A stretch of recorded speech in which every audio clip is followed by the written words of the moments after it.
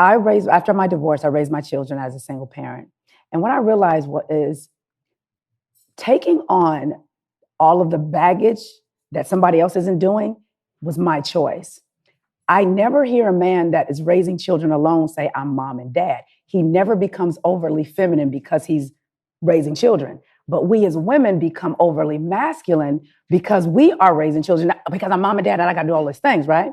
It wasn't until I started to learn, wait a minute, April, I'm watching my sons. I'm like, I didn't have to be mom and dad. But what I ended up started doing, I took them to the barbershop and they start sweeping up the hair. Now they got Mr. Chris and Mr. Eric over here. And I took them to be a part of different organizations. But what I also did, I had to look at myself and forgive myself for taking on extra stuff that I didn't have to, all because I was trying to overcompensate for what daddy wasn't doing.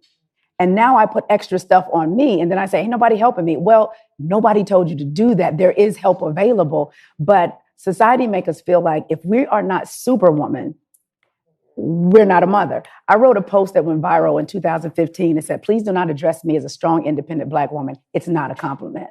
Because when you think of something strong, you do not think of coming to the aid of it. And at the Boss Up conference, I spoke and I said, in the audience, you were in the audience, and I said, I asked the fellas, if you had some luggage and you needed an animal to carry it, fellas, what animal would you think of? An elephant, right? Something strong. Why don't you think about a cat or a mouse? Because it can't handle it. So when we are looked at and walk around as strong, what we're putting out is, I do not need assistance. I don't need your help. So anytime a man says, oh, I love it, you're so strong. I said, no, I'm not strong. I'm resilient. I'm not independent. I'm interdependent.